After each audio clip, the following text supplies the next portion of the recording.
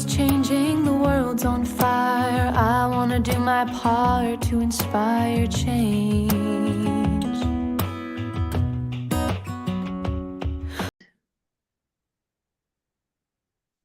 Welcome, everybody. We are here for another session of the Ignite Illuminator interviews. And today we are joined by the lovely Debra Doerksen. Thank you. When we were talking about illuminators that we wanted to interview, I was coming up with a great list for Alice, and Allison and I were brainstorming, and Debra Doerksen, you were right in that list. And I know how busy you are. So when I was away in Europe and I came back and Alice said, "We've got her booked," I was just like, yes. This is so good. And I just think the timing is wonderful because I know that you've just come out with your first book. Wonderful. This is your baby. Your baby. So it's called A Turn of Attention, Journeys into Mediumship.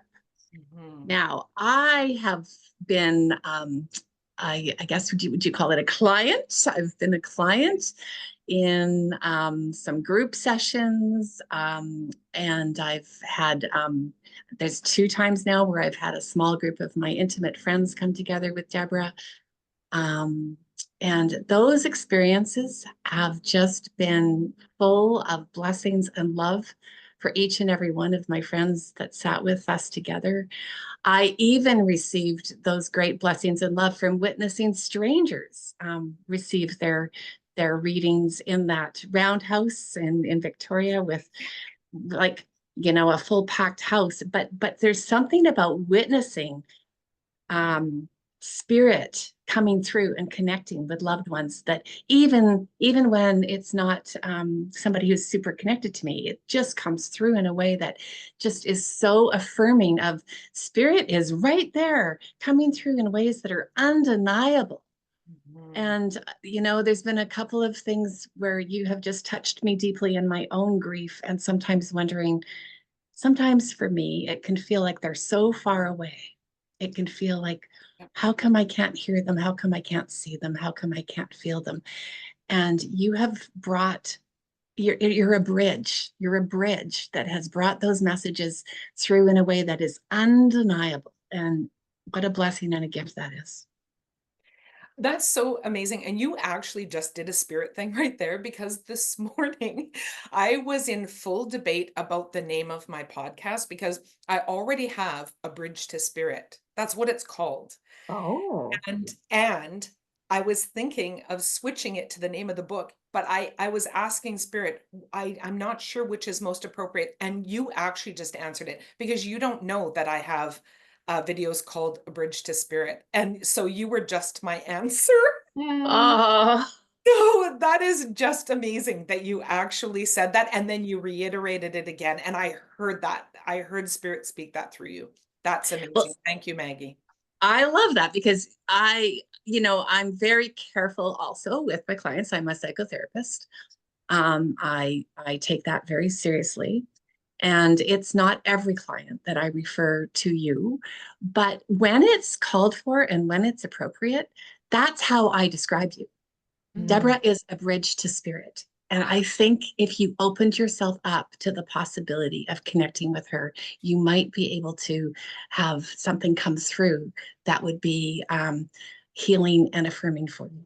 And every single client that I've sent to you has had that experience happen. Wow, that is so huge. And I'm deeply appreciative of that. But I also know what an incredible risk that is. And I often feel that, like I said earlier on when we were talking about, Dr. Russell Kennedy, who wrote Anxiety RX, which is a phenomenal book on anxiety. And he's a neuroscientist, and he's had me on his podcast, and we're friends and we have exchanges. And I used to say to him, "Are you sure you want to mention me?" He mentioned me in his book, and because I know what the world is like when it comes to the skepticism, and I hold that myself. I'm still a prove it to me kind of person. When you move into a mediumship session, there's no playbook. It's going to be what it's going to be. So I appreciate the risk that might feel like it is for you sometimes, Maggie, but you're right. I can't think of a time really that it hasn't gone beautifully centered in love, Wow. When you say there hasn't been a time, I'm super curious. How did you come into this field? Like, where did that start for you, Deborah? It's interesting because I'd had a different answer before the book than after the book, because one of the things that Russell actually did in his book is that he got very vulnerable and he talked about his childhood. Hmm. And it basically, this A Turn of Attention started with kind of like the idea of a chicken soup for the soul. Do you know what I mean? Where I was compiling stories over time that had impacted me in such a huge way, right? From mediumship sessions to just, the beginning stages of opening up. But it was when I started writing the book, and I thought, you know what? I think I need to look at the story of not knowing spirit before I can tell the story of knowing it. Hmm. And so that became a larger story. So as I started to go back into my past, because I was not one of those children that has memories of pulling blankets over my head because spirits were in my room, for the most part, I was disconnected from any thoughts of anything related to spirit communication or the world of spirit. Those weren't even words that would have come out my mouth before the age of 38. Okay. So it was a sudden, spontaneous awakening. But in the look back, all of a sudden I had a language for things that I didn't have a language for back when I was a child. And when I say a child, I mean 14 being the most recognizable point in time, where I remember driving in the back of my parents' car. So we were coming from Victoria to Sydney. I grew up in Sydney. And we're driving into Sydney, and it's kind of a warm day. And I don't know if you feel this way, but usually when I get warm, I get sleepy. Do you know what I mean? So I kind of had that sort of sleepy thing going on in the back of my parents' car. And I was watching people in other cars going by. And I had this moment that I describe in the book as kind of like when you slide that silver pack of gum outside of its cardboard wrapper, that sliding apart kind of feeling. Hmm. That feeling was happening somehow in my body. I felt like I was sliding apart in the back of the car. Almost like if you stretched silly putty and it still stayed connected, right? There was a stretching apart. I was feeling that, and it disturbed me. And I just kind of moved my body. And then the next few cars that went by, the people looked like they were hollow, like they were shells. I couldn't have said those words back then. It all was just an explosion of sensation in my body and my being at that moment in time that disturbed me. So Hmm. we get into Sydney, we pull around the corner, and the same feelings occurring. And now I'm watching a woman walking her dog on a leash, and both the woman and the dog feel like they're hollow to me. So I remember going, Mom, when's the baseball game? To kind of audibly break up whatever was happening. And that's the one and only time that I consciously remember feeling anything like that. And now today, I know exactly what was happening to me. I was so suddenly aware of the fact that there was a soul of me, a spirit of me, an energy of me, and a physical body of me. And I was in the experience of the knowing of both of those with no language, no concept, no. So it's only in hindsight that those things started to get illuminated for me. So for anybody that's interested in writing, write your story, because I'm telling you, when you start to write your story, you go, oh my goodness, things start to kind of click into place. And I don't know, maybe Maggie, that from the aspect of therapy, what writing does Mhm. for clarity. Absolutely, absolutely. Yeah, Yeah, because when we reflect back, we can put some pieces together that didn't make sense at the time, yeah, and we have a whole new perspective, which can be really healing, right? yeah, yeah, And I feel like your book was like a therapeutic process for you to reach back and to reflect and to understand pieces that didn't make sense at the time that you can now Yeah. put words to.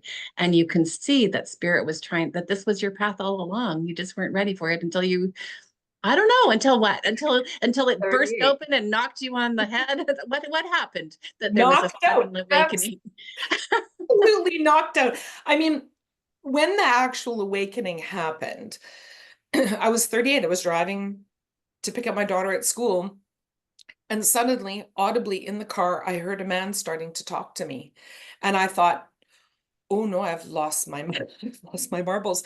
Now, there's a greater aspect to this. I get very honest in the book about the fact that I had addictions heavily when I was young, and I had overdosed myself as a young person, 18 years old. I had overdosed significantly, and so my sober journey, my sobriety, started at 18 years old. Before I was ever even legal to drink or do anything, it was already over for me, and I lost a job in my sobriety. I think I was about 6 months sober, somewhere around there. I lost a job due to, actually, again, in hindsight, I used to think that this experience was connected to psychosis, but it wasn't. I heard somebody come running down the hall, and I was by myself in a building. And this figure, like a shadow, jumped in. I was running a printing press at the time. It was the evening. And I heard the audible steps. I thought, who is coming down this hall? And this shadow figure jumped in, saw me, it startled them, and then I heard them run back well, I ran screaming from the building out into the street, left my purse, the machine running, and the doors slammed behind me. And I stood there in the middle of the night, 12 o'clock, crying because I had now just locked myself out of this building.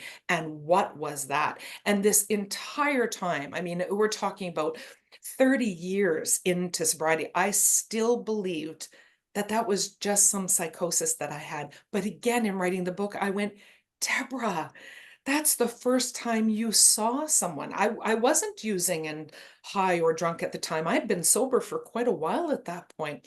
So clearly there was some aspect of sensitivity, openness to me that I didn't recognize until 38, when I'm driving down the road and that man starts talking to me, and it scared me, not because he was scary, but because I thought, oh my God, it's been so long. I've had a wonderful life. I'm married. I've got children. I'm healthy and well. And yeah, at that point, 38, yeah, it had been 20 years. Do you know what I mean? A clean and sweet, wonderful life. Oh no, what's happened? And then it went into hyperdrive, where I'd be sitting in a coffee shop and I'd see spirits walking up behind people, and they would just start talking to me, and they would be sharing things that the person I was sitting with understood. What was so overwhelming, and what had me, my poor husband, like, we're still married, thank God, but I mean, we'd been married 18 years at that point, and his wife is falling apart because Yeah. I could not stop crying. Every time a spirit came close to me, I was overwhelmed with a love I cannot give words to. If you're mothers or parents, you love your children. You Mhm. know that that's a deep, profound love. You have a relationship where you deeply love someone. When you're connected to those in the spirit world, it is a love that is indescribable. It is Mm. overwhelming, all-encompassing, and so powerful it would take me partially away from my body. It was kind of like they drew me partway towards them. So no, I was no longer sitting in a coffee shop. It was, I don't know, it was like being pulled by light towards them. It was like having a near-death experience, as they describe it, without a near-death experience every time they would come close. And so I would sob and sob, overwhelmed by the power of that love. So for 2 years, that happened, encounter after encounter, and those are described in the book. You know, the massage therapist who was touching me, whose, father-in-law she hadn't met come through, the chiropractor, people that I was just encountering where these experiences were happening. And in all honesty, if it hadn't been for the fact that everything the spirit was sharing with me was true, and I had no possible way of knowing, then I would have thought I'd lost my mind, because that's Mhm. to this day what it still feels like. It feels like you're distorted, but things are so profoundly connected, real, true, impossible for me to know. I say to people, I should be able to read your entire Facebook profile and anything you would ever find online. And if your dad, Jack, is still talking to me, he should be able to tell me things that we would never find in those places, right? So that's the kind of thing that I hold really sacred about mediumship, that if we're saying that mediumship is happening, then a soul is present. Then the energy and essence of somebody that we loved is actually doing the communicating. And in that, there should be a lot of information, again, that we would never find in those places. I'm really curious as you're describing that. Are you at a place now where you can sort of like invite people versus, okay, I don't have time for this right now. Could you just like leave and we'll chat later? Or like, how does that part all work? Yeah, I think it's very difficult because when it's happening to you, it's kind of like anything else. Like if you're a painter, you know how to paint, but then try to describe to people how you paint. That's a little bit more difficult. I think people assume that I'm seeing spirit all the time, and I'm not. So I'm going to say in the beginning, it was for the first 2 years, it was happening to me. It was like an affliction. It was like a rash that came at me and I couldn't stop it. Until one day somebody said to me, well, could you try? Though I think somebody asked me something about their dad or something. Could you try? And I was like, could I try? I hadn't even thought about trying to connect to spirit because it was happening to me.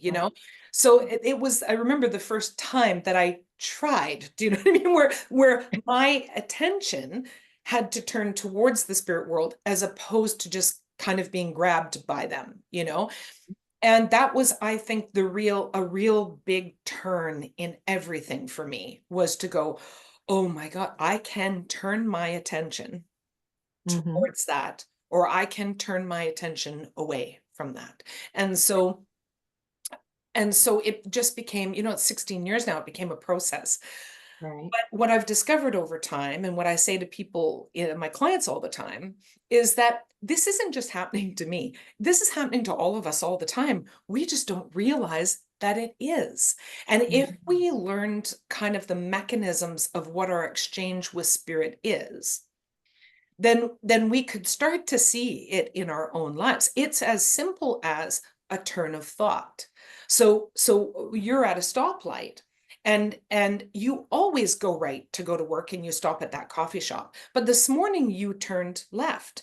And you turned left and you think, oh, I'm not paying attention. But you turn the other corner and a car pulls in front of you with the name Gordon on the back of the license plate. And that's your brother who died a couple of weeks ago.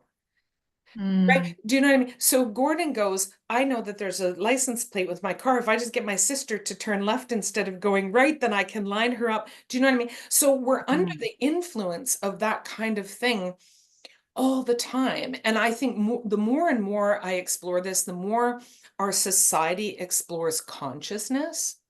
I think we have far greater shared consciousness than we understand.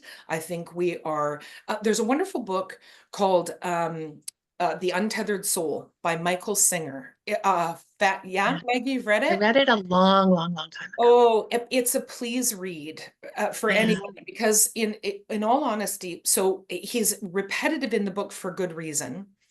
Because Michael is the WebMD. Do you know WebMD?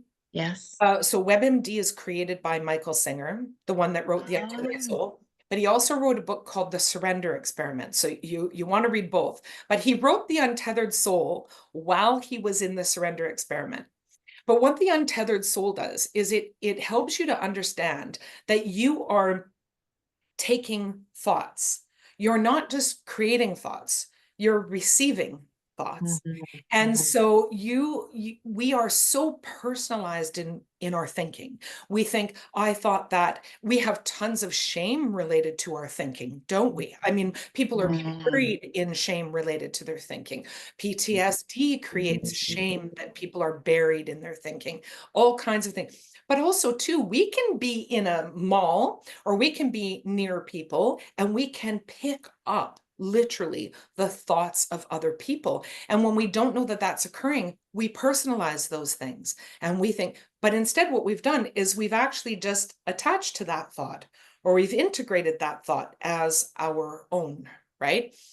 So I mean, I'm just saying as I understand it or as I feel it to be today. mhm. So I don't know where I was going with that, but but the whole idea is that when spirit is communicating, it's the exact same thing. Do you know what I mean? There's so much of this world is energy. Between Mhm, every cell in your body is energy moving. Inside the cell that makes up your body, energy is moving. Energy is moving in the air all around you. It's in the particles, you know, the energy between everything that makes up this microphone that says this is a solid object.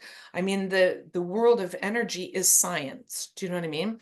So, mhm. so the movement of energy is when you start to explore it more and more, you see we are exchanging with each other in ways that, yeah, would just shock you. Do you know what I mean? That we're so much more together as one than we are separate.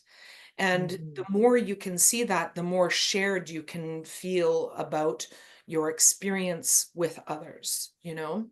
Oh, sorry, I feel like there's like 10 tangents I could go on, but but like the process of Tonglen, like Tonglen is a practice of like, give me some of your pain, I'll give you some of my light, right? That's Mhm. that's a really beautiful practice. And I think in the world of metaphysics and in the world of energy, people talk a lot about protection. I don't like the idea of protection. I don't align to it at all. I think it's very fear-based. I believe deeply in cleansing and healing, but protection is a separation between you and the environment and the world and I. And I think we're far better off to empower ourselves to get to the core of the light that's within us, because it is everything in creation is sourced in light. And if you know that everything, and look at what just happened on Alice's screen. See, I'm got I like know. her whole thing just lit up. But everything in creation is sourced in light, and anything that feels heavier or darker is just distanced from that light, but it's still sourced in light itself. So if you know that about your being, and you know that about the environment around you, and you know that even about the difficult people or the challenging people that are in your light, then there's no need for this aspect of protection. There's a need for the aspect of connection and cleansing. That makes sense? Absolutely. Oh, I Yeah. feel like that is such an important message Mhm. during this time when I feel like there's a lot of fear and chaos happening on the earth plane at this time. I'm feeling it in my clients, I'm feeling it in myself. It just fear has amped up. And I love what you are saying about it's all connected to the light. When we can get to the source of that, we Yeah. actually don't need protection. We need connection. Yeah, Mhm. 100%. And way easier said than done. I know. Half the time I have the baseball bat in my hands. Do you know what I mean? I'm Mhm. a Leo, so I'm incredibly, reactive to things initially in my life, and I feel the weight and the pain of them immediately. But because of all of this work, in my sobriety, but also too in this last 16 years, the moment that I have that initial fear-based reaction, because that's so profoundly human, I Mhm. think you would have to be sitting on some mountaintop somewhere to not have that kind of visceral response. I think it's an important response. It's the thing that helps you not jump in front of a bus, or do you know what I mean? Or fight a tiger Absolutely. with your bare hands. Like fear, anger, these things are incredible motivators and very powerful things, but they dominate us to such a massive degree that they force often this forgetting of the incredible source of power that we have within us. And it's all choosing, like it's all choice. We don't like that it's a choice, but it is a choice. And even when it comes down to some profound mental health kind of struggles, it's hard choosing, but it's still a choice to go, am I going to keep on the same path with the same neural pathway, mechanism that I've had going for years? Or am I going to take the marble and do the work to try to force it to create a new path, right? That's not easy work to do, but it's profoundly powerful. And the more you do it, the more you start to see, well, the nature of me being human is still going to be me being human. But there's the difference between me turning things around in 5 minutes or me turning them around in 2 months, right? It's just such, I remember when, I won't be too personal about it, but when I was in an experience where there was an actual real physical threat to my family. And I had to put up somebody's a picture and put it to the school for the, children to watch out. Do you know what I mean? For a particular person.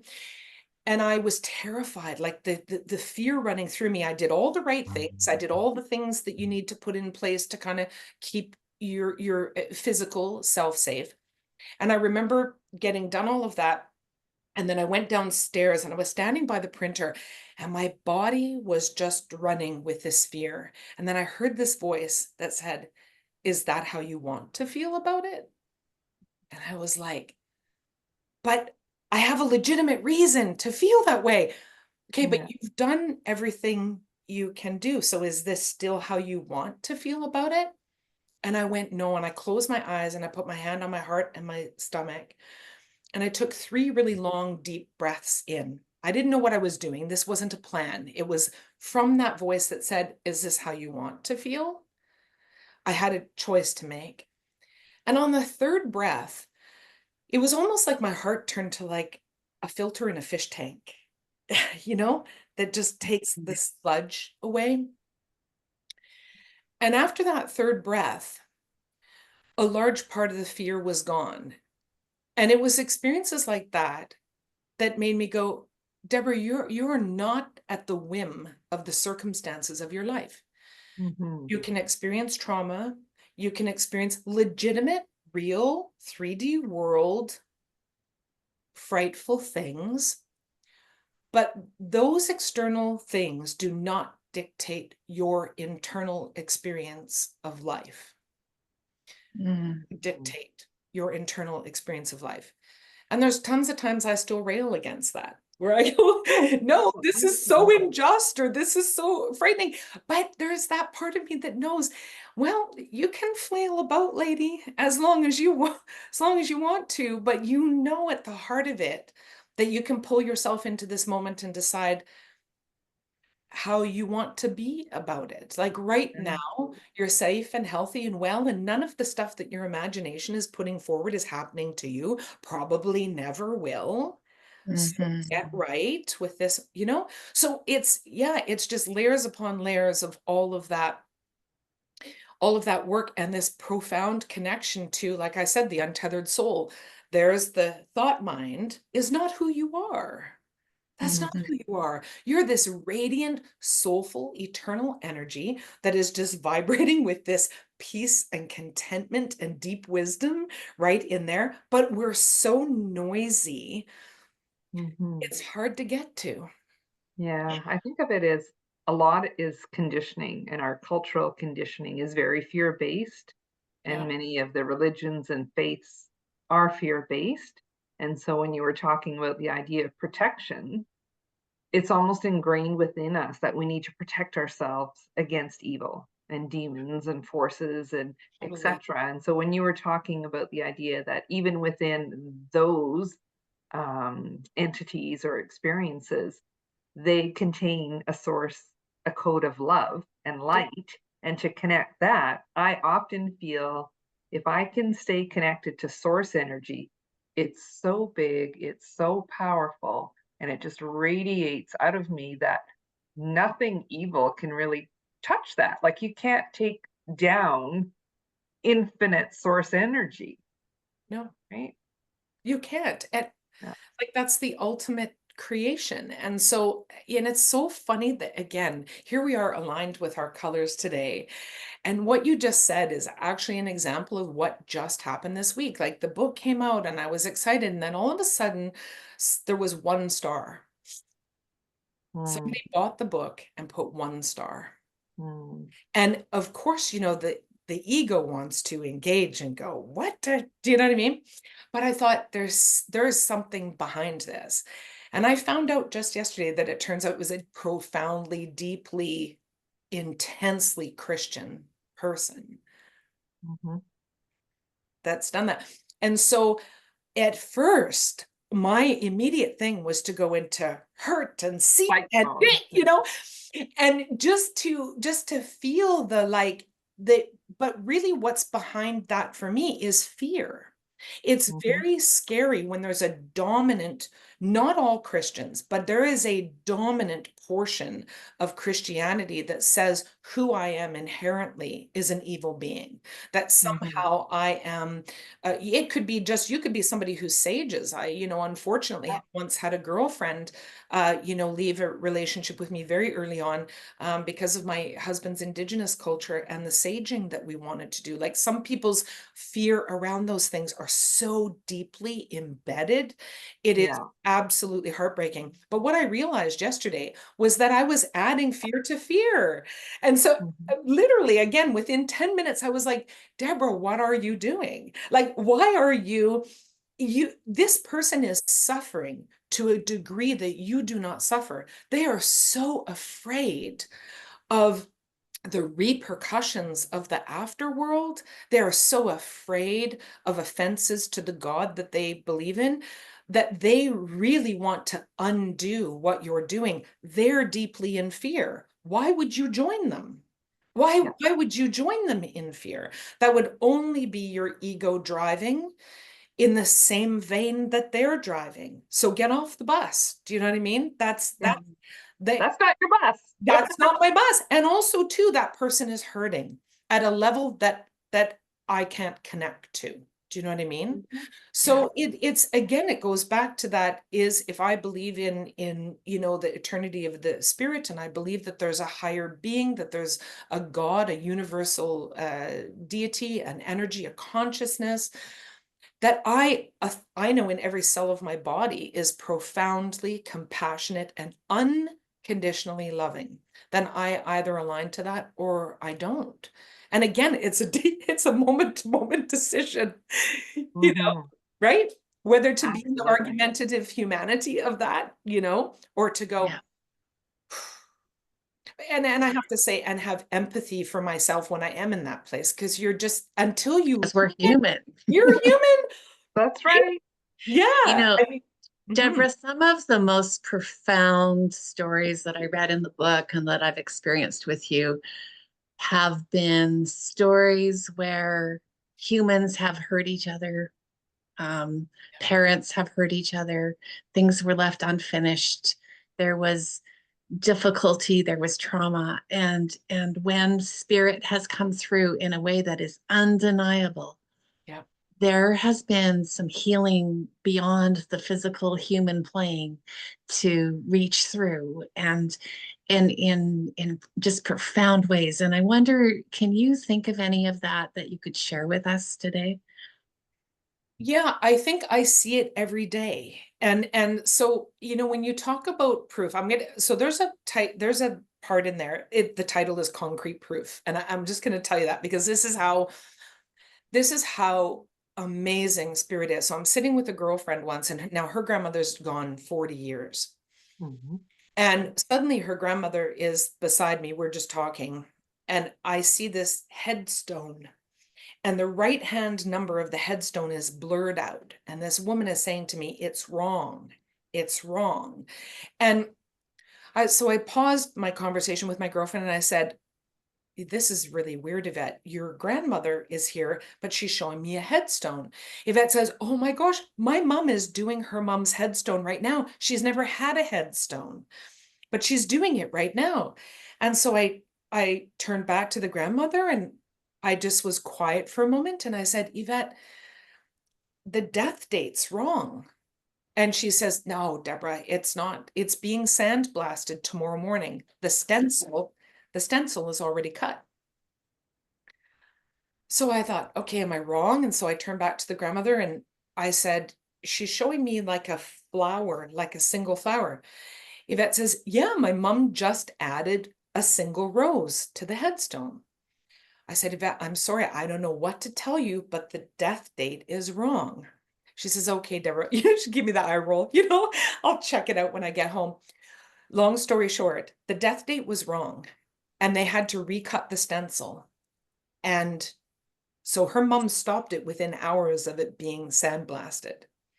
Her mom denied too. She was like, Yvette, no, we've proofread it, And these are, by the way, phenomenal proofreaders. I mean, these people are professionals at watching that kind of thing. But we're talking about this woman's been gone, 30, 40 years. And here she is saying the death date on my tombstone is wrong. So that's what Meg is talking about, undeniable. This is what we're doing. You're not going to Google that stuff. Do you know what I mean? That's that profound connection. So in experiences like that let me know without a shadow of a doubt, Spirit is speaking all the time. Loved ones come through acknowledging, for instance, the dad is there saying, my daughter's been married 2 times. So I'll say, have you been married twice? Yes. Your father's now saying that he's the reason why your first marriage did not work out.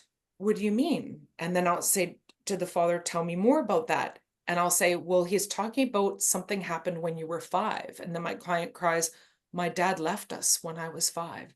I said, so can you go to the time that your father left and what that did for you? And can you make a correlation now to the feelings that you had in your first marriage? Wow.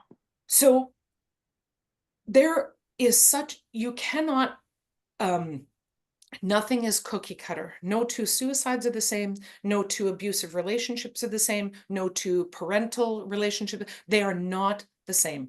They may have similar qualities, but each individual intelligence of the spirit that's coming forward has a very unique story, has a very unique experience, right? And so people leave this world not having ever made amends, with family hoping that even on their deathbed, something will have come to them.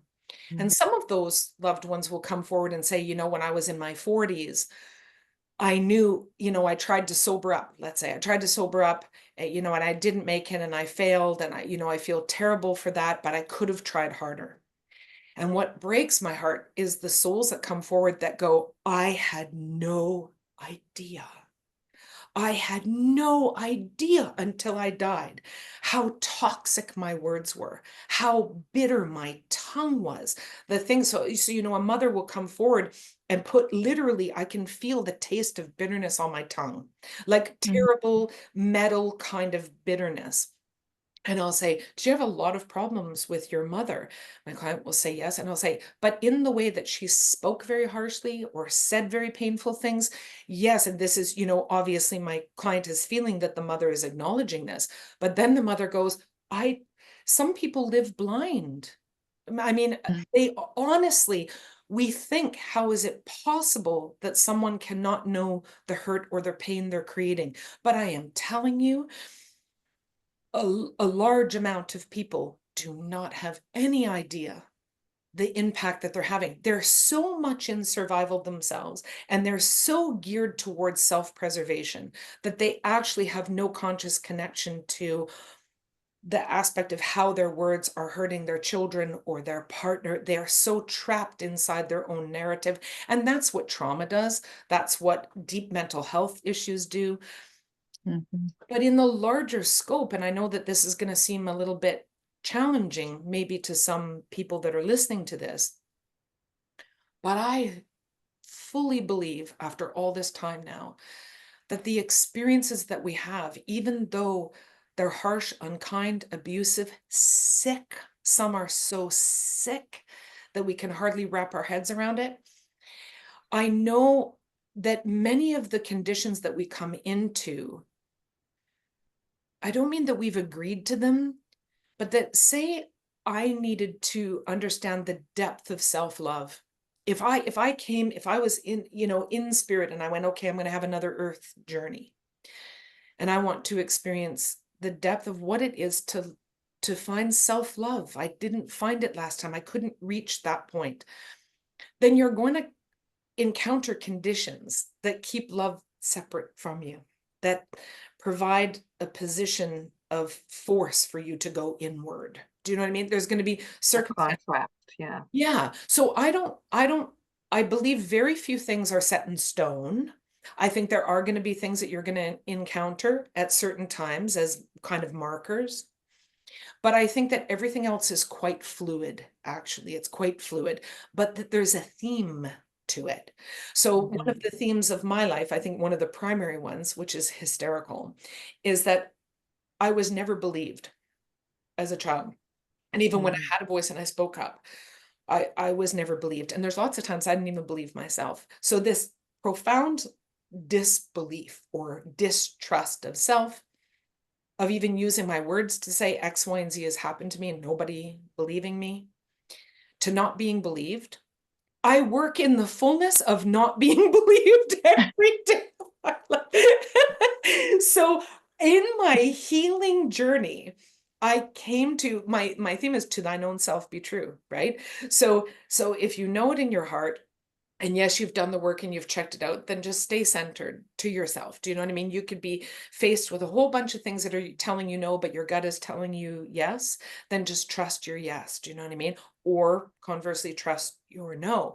And so, and so, once I was at that place of really believing myself more than I was worried about what other people thought, then mediumship opened, which is like stepping into the greatest form of being disbelieved by huge portions of the population, to say that you're speaking to people that have passed. So I just laugh once I discovered that. I'm like, Debra, that not only is this the theme, but it's the very thing that you had to learn in order even to step into the work that you do on a daily basis, because you have to not care what other people think about what you're doing. That would just be a huge block to it, I have to agree to look crazy. Yeah. I've been devouring the book since about 8 o'clock last night. I'm about halfway through. And I love how you share in in those challenging times in the beginning where, spirit was coming to you. You weren't trying to tap into it. It was just happening. And you'd be sitting with a friend or something and you would be reluctant to say what was happening. But it was happening so profoundly and so deeply that we would have to have a chat with spirit and say, okay, if I'm going to say this, it better be true. And then you would say something that was absolutely undeniable.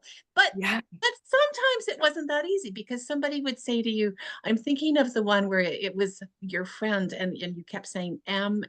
She's like, no, Debra, that's not her name. No, that's not my grandma's name. And then you go over to her house and she says, Mimi. And she's like, oh, I'm so sorry, Debra. I forgot that we called Grandma Mimi. It was immediate to get that confirmation. Yeah. Sometimes it was quite a delay for you. Totally. Confirmation. And sometimes the information was coming for a client that wasn't with you today, but in a day or two. And it was coming through early because the spirits were so eager to say what they had to say. And so you're with the client and they're saying, no, that doesn't make any sense, but you keep track of it. And 2 days later, oh, because now we have the match that this information was meant for. Yeah. Maggie, it was like, that's probably my most torturous story of the whole book, is that very thing, because the fear is, and it still is to this day, I sit with a client and you're pulling back the curtain and you're just fingers crossed, I hope to goodness that something is going to come here. Like, who has a job like that they don't know what's going to happen every single day they go into it? Maybe a therapist, maybe a doctor, right?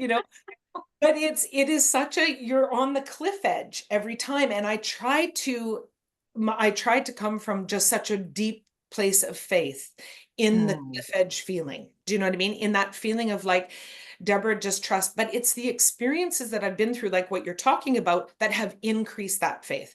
So I think you have to participate in life. You have to participate in your passion. You have to get out and do in order to learn and get comfortable. If you hold yourself back until you've got things perfect, you're never going to get there, because it's just impossible, and you're not going to learn. It's the what you run up against that feels like a failure, or makes you look foolish, or teaches you a Mhm. deep lesson, that actually, that's part of becoming the professional, isn't it? That's Yeah. part of becoming the light worker. That's part of becoming the expert or mastering something, right? You have to It's have, reaching those edges. It's yeah, coming out of our comfort zone. Our comfort zone shrinks life. yeah. And you just have to get good with not being Being good. uncomfortable. Yeah, being uncomfortable, and also too falling flat on your face. And so, when Maggie was bringing that up, there was a gentleman that came from Kelowna, and he's sitting on my couch, 2 hours, pages of notes. He didn't understand one thing. Not one thing. I was so embarrassed, mortified. I shut the door and leaned against it and cried. I didn't know what had gone wrong. And always that fear is that the person across from me is going to think that I'm a fake or a phony, or I'm just making stuff up. But I'm hearing the Johnsons, and I'm being shown this clock that's tipped on its edge, and I know that it's sitting on a workbench. It's just been taken in to be fixed. And I know these are the names that are coming through, and the scenarios and situations. He didn't understand. I saw, heard, felt, sensed every single bit of it. But it was the next day that I'm driving out to a girlfriend that I used to do this work with. So sometimes both of us as mediums would have a client. And I'm halfway out to her place, and I see this motorcycle way up ahead, and he's going to pull out into traffic, and my body was flushed with fear. And I kept anticipating that the entire way out, I for sure was going to watch this man crash. And I was getting myself in my mind ready to respond to the emergency that was about to happen. And I get to my turning point, and nothing had happened. And I thought, Debra, like, you have lost your marbles. So I get to the reading, and I thought, well, you know what? At least Diana is going to be able to take over and read this person, and I'll just be there. And so we start in the session, and Diana starts sharing with this woman, and your mother's passed, and blah blah blah. And all of a sudden, Diana's repeating things that had happened in the session the day before. And it turned out that this woman's husband, 2 weeks, a month before the session, had died suddenly in a motorcycle accident. She had just dropped her mother's clock off at the workplace to be fixed. The Johnsons were their neighbors, and so it took me so long to reconcile how I could sit in front of that man and have all this information, and yet none of it was for him. I mean, I was a bit mad at Spirit because I was like, all of that, could not one of you have just come forward and said, Debra, this is for tomorrow, or Debra, stuff. But all I could think was this man who had died in this tragic motorcycle accident, whose wife was so heavily in grief, was just like, lady, you're not going to get anybody but me until you get to my wife tomorrow. And I think he just held every bit of my awareness. Him Yeah. and her mother just held me until I was there the next day. Wow. So Determination. yeah, Wow. but you can imagine how humiliating it was to come up against that. So I think that translates to a lot of other people's work. Like, you just have to experience to learn more and know and come to understand. And I don't excuse, things that are not understood in a session. I always say to people, that's why I get people to record. Always Mhm. record a session with me, because I get the emails constantly. Oh, that thing you said, I've one woman, the poor thing, I must have repeated her brother's name 5, 6 times. And she's like, I don't know who that is. It was her brother. Like, literally his first name, Brian. Do you know what I mean? She's like, no, I don't know Brian. It was her brother. So sometimes in a session, a person is kind of like, they're a little altered. altered or dazed themselves, or, but yeah, it's, learning, growing. I'd like to share just a little bit about a reading I had with you. I've had a few of, but here's one that stands out as a really profound moment for me. We were together. There was 5 of my girlfriends and myself, and you were reading, and it was profound for each and every person. And I was sitting on the edge of my seat trying not, I had to go pee really badly, but I really didn't want to miss a thing, didn't want to interrupt you.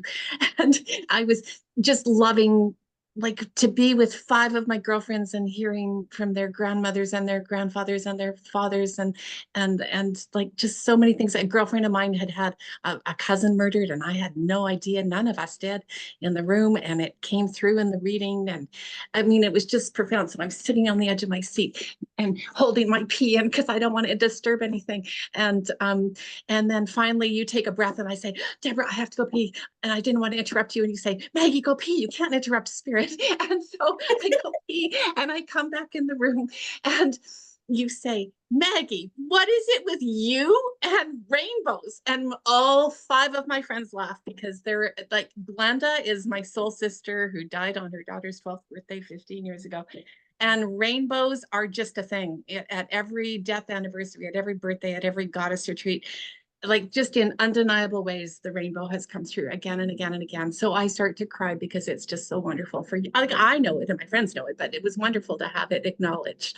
And then I remember that you said a lot more was there. And then you kept saying 501, 501, and we couldn't figure it out for the longest time. The reading went on and you kept coming back to it, 501. And we were like, what is that? What is that? And finally, we figured out it was the 501 genes. And there had just been this story of my son working in the Commonwealth Pool, and he was taken by ambulance, and they shut down the Commonwealth place because they thought there was a CO2 incident. And he was taken to hospital. He was hooked up to machines. We walked in to emergency, all this stuff. And we were all on pins and needles. He was having all these tests. And the doctor walked in and said, you have blue hand syndrome. Did you just recently get new blue jeans? Yes, I did. You have blue hand syndrome from sweaty palms in your pockets. That's what's going on here. And we all laughed. He hates that story because he still doesn't believe it. But anyways, the point was that Glenda, gone many years before, was laughing with us about the blue hands. Wow. And I just loved that because I thought, she's still laughing with us. Yeah. She's still laughing with us. Like observant. They are so with us. Yeah. When we think they're long gone, and absolutely, and we're reminiscing on old stories, they are actually connecting with us in new stories. In new stories and overhearing us. Like it is so many times in sessions, something really obscure will come up. And when the spirit does this to me, they're saying, we overheard you talking about this, right? So it happens quite often. And there was a woman just not too long ago, I think within this last year, all of a sudden, her elementary school teacher is communicating her connection to her, how she passed. I'm like, why are we hearing from your elementary school teacher? And then her elementary school teacher gave me my sign for recent. Well, it took about 5 minutes, and then my client went, oh my God. She said, I was cleaning out my closet last week. She said, and I pulled out a box and I was going through it and I found her obituary. And I read her obituary again. So that's the thing, is that it's not strange when you start to see those things that, the teacher was watching her, or in the understanding or connection or consciousness of the fact that her obituary was being read by this woman. And here was an opportunity for her to come through and say, I was with you as you were looking at that. So, those kinds of things are wonderful observations that spirit make. I was with a family once where the whole family, this had us roaring with laughter, because this whole family, it was probably 8 or 9 of them in this Zoom session. And the son who had died came through in such a wonderful way. And we were all so wonderfully satisfied. And so I said, we were saying goodbye. And just as we're saying goodbye, suddenly he plopped a banana split right in front of me. And I went, wait, stop, hold on a second. I said, I do not know what he has done, but he has just dropped a banana split in front of me. They lost it. They had planned a banana split party for after our session. Wow. And he plopped his own banana split right down in front of me. Not to be Like missing out. right? Like He I'm had FOMO. actually I don't want to miss out. Here's mine. That's right. But like how wonderful for the family to feel like, okay, yes, he was communicating, but I'm actually joining you for Yeah. the thing you've planned after that this woman couldn't possibly know, you know? Like what, I mean, what can you do with that except feel ecstatic with the love and the relationship that is still present? That is amazing. Yeah. I'm so glad you shared that, because I had the opposite thought too when people say, you shouldn't speak ill of the dead. Now I'm going to say, yeah, because they're listening. Except they have much greater understanding. So sometimes they're going, uh-huh, I was that way. You're right to be very upset about that. Debra, I loved reading the book where you were so open and transparent about being a child with big emotions, low self-esteem, felt this perfectionism that you could never reach, very critical of yourself, feeling very misunderstood. You know, as I'm saying this, I mean, I can relate to myself in all of those emotions, and I can certainly relate to my clients who walk in with such heavy and deep emotions that they have trouble holding love for themselves, you know, finding at Ignite, we talk about self-love a lot, and some people are like, what? How do I get there? How do I actually love myself? And I love what you said in the book about, I think you said one of your tools would be if somebody is struggling to love themselves and to come into some positive light with themselves in relationship to themselves. I remember at the back of the book, you said something like, you would suggest that they say, dear spirit, help me see myself as you see me. Yeah. Yeah. And it takes time, but to say, God, universe, creator, spirit, allow me to see myself as you see me, and keep saying it, then it's an invitation for spirit to show you that view of yourself. I had a really profound experience that where I finally understood what self-love was. And it is a spiritual journey. It's tough if you're somebody who cannot be open at all to the world of spirit or to that we're something greater than just this flesh and bone, then it's going to be tough to attain. But just being willing to be willing to be willing, if you're willing to be willing to be willing to start to open up a bit, that's the place where you're going to start to be able to have those kind eyes towards the self. I was gifted it in a vision where I was out of my body, and it started to happen to me quite spontaneously. So I wouldn't even be in a meditation. I would just like be sitting on the couch, and all of a sudden I'm out and I'm witness to something, which is something I'm incredibly grateful for. I think I don't know how often it happens for people. I'm sure I know that it does. I wish it happened so much more. I wish it could be something spontaneously given, but I think there's some things we have to work towards too. But anyway, this one time I was suddenly out of my body, and I was looking at two streets, and the streets were black. And kind of where I was looking down on the street, there was a street lamp below me. And to the far right, out of the darkness, this person started walking. It was kind of like they were coming out of the trees, you know? And I felt suddenly so excited. I could not wait to see them. I couldn't see them. I didn't know who they were, but something in me overwhelming. It was like, I can't describe it. Anyway, I was so excited. I loved them so much. I could not wait to say hello again. I'm going to cry. And the moment that the light started to shine on them, I saw this overweight, middle-aged woman. And it was me.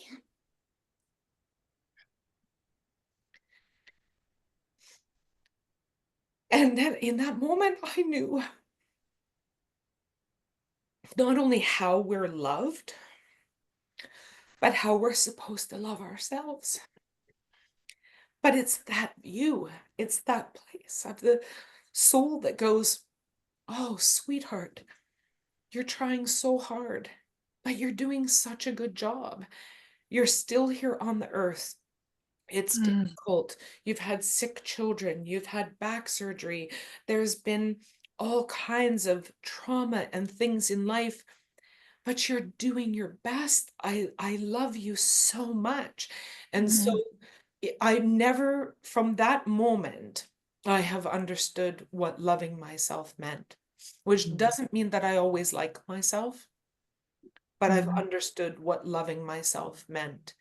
And when I've needed to, I've gone to that place to say, could you just cut her some slack? Like, she's feeling frightened, she's feeling overwhelmed, she's tired, you know, um,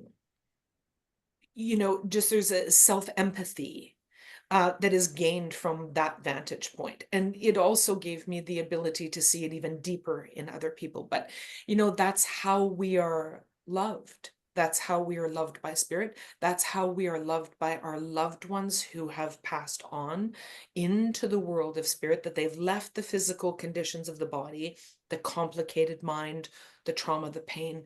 They now have a enlightened view, where even when they're the ones that have created harm for us, they're doing their best to move their energy now in a way that guides us or blesses us, and yes, I mean, even in some of the raw, awful circumstances. Now, I don't want people to think, especially if maybe they've been sexually traumatized or physically, beaten as children, that this terrible abuser is hovering over them in a spirit. I don't want people to think of it that way. It's not like that. That's not what's occurring anymore. But the original essence of love, of the people that have passed on, even the ones that have been challenging or hurtful, that origin of love, that essence, that place in their soul of home and healing, is now what emanates itself towards us. So when you wanted love from a parent you could never get it from,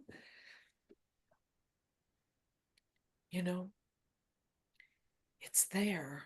It's just been buried under a lot of complicated human trauma. So I think that there's room for both, because I've been in the space of both. So I believe being able to heal from trauma and continue for the rest of your life to heal through trauma, and to hold space for forgiveness and love and compassion, I think all of those can live under one roof, Yeah. Oh, so beautifully said. Yeah. Thank you, Debra. Thank you. Thanks for the opportunity to chat about it. So, again, I feel like, when we go into those things, I feel like we could be here a week later talking.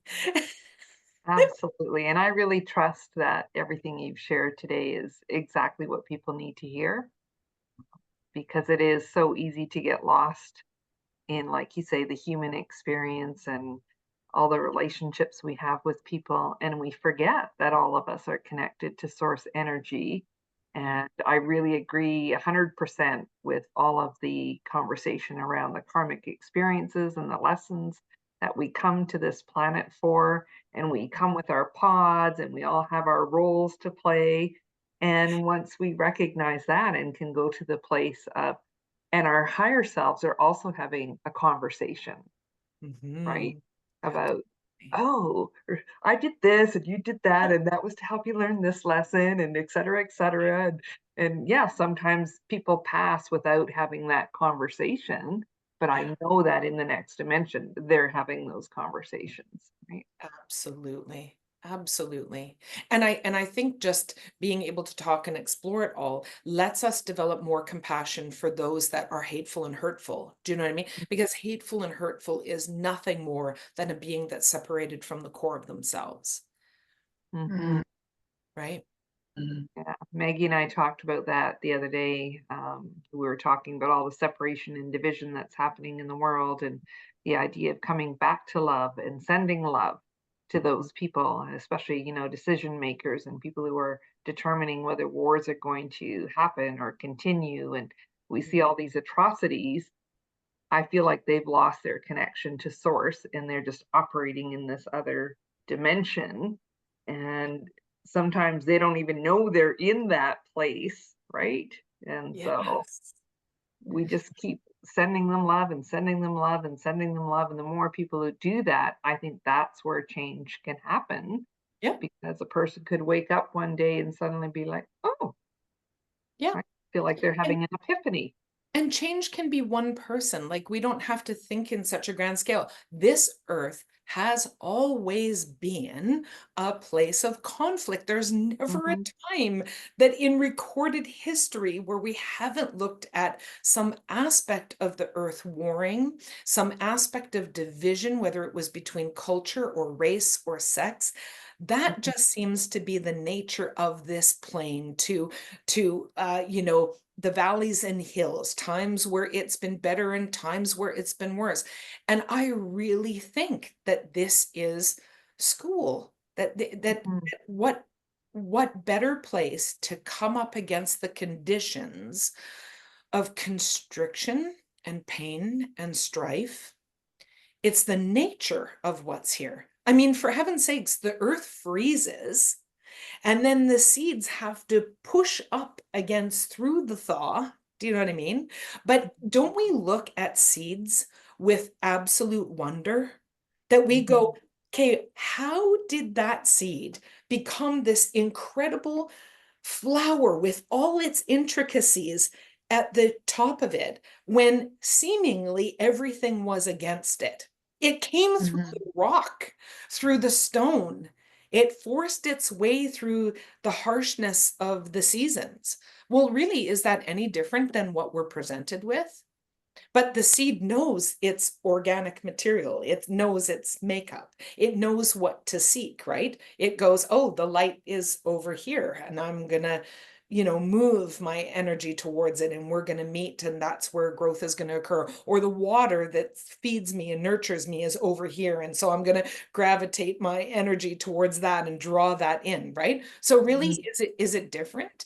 I don't think so. I think that the harshness of condition is just the condition of this plane of existence, which doesn't mean that you don't paint a sign and use a voice and stand up. It just means that in doing that, you're the seed seeking the light, that you're seeking the water, that you're participating in the furthering of that growth.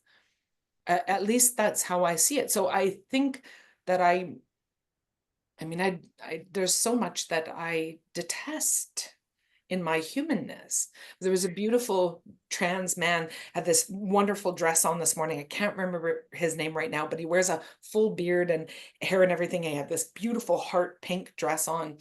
And he was talking about language. And he said, we're inundated with people saying, oh, trans people or gay people are, now creating words and making up these words. And he said, but aren't all words created and made up? Do you know what I mean? And his speech was just so lovely. And I thought, okay, like this is like the most, his avatar, his character, what he's presenting is so threatening to people. And yet he was speaking the wisest, most connected, most sane words that, could be presented. So yeah, it's a wild world. And so you just have your space to do your work in. And the more you shift, the more other people have the opportunity to shift around you, so your business is to do your work. Yeah, right? that's right. Absolutely. That's Yeah, right. do your part. And when we hold hands and stick together, it does help. It so helps. It so helps. And Absolutely. you know, we always say that when we have our women's groups, like somebody can show up with their cup empty and muck in it, and maybe lake in the fog or the clouds. And when we come together, we can reflect the light back to each other and remind ourselves who we are, and remind each other who we are. And we can hold that space for clarity to come through again, and to, I don't know, help us be that seed that continues the path of growth. Yeah, we're not here alone, right? You know, And water each other. And yeah. And one of the greatest gifts I think I got from the aspect of sobriety was when I'm struggling, the thought of how may I be of service is the one thought that can shift the potential of what you're experiencing. Because number one, it connects you to others. Number two, it drives self-esteem and self-worth, right? And so, and it gets you active, right? So you leave the inert state, to move yourself out into the world, even if that's a small thing like baking a bunch of cookies and in the dark of night dropping it off on the fireman's hall doorstep. Do you know what I mean? Like, you don't have to force yourself to be face to face with people. But if you say, how can I best be of service this day? Just this day. There is so much to be gained from that. And I know women, well, not women, just women, men too. I know a lot of wonderful men that are givers. Do you know what I mean? And are giving. But it is a major component of our connection to one another, Absolutely. Yeah. Debra, I'm being sensitive to time, and you've shared so many pearls with us.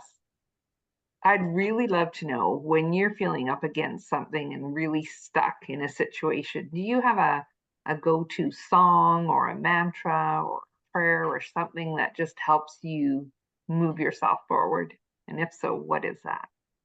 Yeah, the serenity prayer has always worked, right? I say God, but God, I offer myself. Oh no, that's a third. But I say, what is it? God grant me this, God grant me the right? grace. To accept things I cannot change, the courage to change the things I can, and the wisdom to know the difference. And then just bringing myself into the day. I mean, coming into the day, into the moment.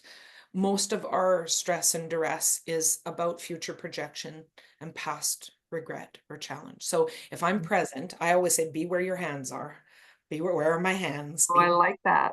Be where my hands are. And then I'm paying attention to the cup I'm holding, and the book that I'm looking through, and the environment that I'm in. And what can I do with my hands that's good now, that's right now, that's helpful now. So sometimes it's just waiting. And then, you wish you could give that to the younger people that are struggling so hard, but that's part of youth, isn't it? And that's part of our age, right? When you're, in your 50s, in your 60s, and you've been there and done that, and you've gone, boy, when I was feeling bad at this point, I thought that was the worst point, and then I had great times after it. And so the movement of that teaches you that you're never in one place forever, never stuck in one state forever. So I think that there's I think giving yourself time, being patient with yourself, knowing that things are going to change, right? I'm in that now. I'm in deep faith right now. We're selling our house and not knowing where we're going, and the ground beneath me is cracking and shaking, and I'm going, and wow. and It always all works out somehow, doesn't it? So, right? What are we doing? But and so I said, we're on a new adventure, Hmm. Debra, I just love our time together. How can people Thank find your book, you. and how can people find you when they want to Hey, connect? Amazon is where it's published, and I know people have things with Amazon, but it let me do this, and it's self-published. But Austri, such a beautiful editor, and I talk about her in the back of the book here. She was a coach. She coached me through this book. She's a dear friend, but she coached me through this book. And here she is right here. I mean, really, honestly, this book exists in the form that it does because of her. Now, it's all my writing. they're not her words, they're my words. It's the way I wrote, they're my stories, but she asked the right questions and she knew the structure of writing. And so I'm just so grateful that she was helpful with that. But so on Amazon is where you'll find it. And this painting on the front is my girlfriend Yvette's. Her father Beautiful. passed away, and this painting is about 2.5 feet by 5 feet tall. I mean, it's massive. And it was channeled through from her father to her, and was meant to be the cover of this book. So I love that too. And then it's just debradoerksen.com. And I'm booked a year ahead. So in the calendar only goes a year. So I'm trying as best I can to improve social media. And now with the book, I feel like finally, just because you can only see so many people, do you know what I mean? And the demand is high, which I love and appreciate, but I also, there's the pressure of that for people, but the book answers so many questions and opens up dialogue in so many ways that I think if you read it and your loved ones have passed in the ways that I talk about in that book, then you can just hold that your loved ones are listening, they are participating with you, they are trying to give you signs and symbols, they are healed and they are well, they're trying to support your growth, So I think, Maggie, would you agree, just from what you've read so far, that if you don't see a medium, or you can have a reading, I think it speaks to many of the questions you would have anyway, Yes, yes, it does. Yes, it does. And so I'm looking forward to finishing the last half, and then I already got a friend who wants to read it, so I'm going to share it. And what about your podcast? Where else can people find you? Yeah. So it's A Bridge to Spirit on YouTube. And I'm going to continue now, Maggie, with that name. I love that. Which You is, are the bridge to spirit, Deborah. You really are. I love that you're going to keep that. yeah, I'm going to keep that. So now that I have the book to talk about, now I can finally talk. Do you know what I mean? And so I'll be able to do that more there. So I'll send you the link to the YouTube, and Okay. then people can watch there too. And yeah. It was really nice to meet you too, Alice. And I know you guys are doing such wonderful, again, connected work, right? About just bringing people's stories and lives together. The shared experience is a blessed one. Well, we really know that we were together in a past life, Alice and I, and that we're here to be of service, and that we came here for this time. And we are together. We're starting with the women. I love the men too, but we're starting with the women because we want to bring us together, hold space to fill each other's cups, to shine the light back to each other, to remember who we are. And that each woman, when she goes out with her cup full and her light on high, she takes her gifts overflowing out into the world. And that is what we need. She takes it back to her village, her children, her partner, her workplace, and her community. And so we're starting there to gather the women and to help us remember who we are and to remember the gift that we need to share at this time. I love that. Thank you so much, Deborah. Thank you for the conversation. I love it. We were blessed with you today and very grateful. Have a lovely rest of your evening. Thanks. You too. Take good care. Take care.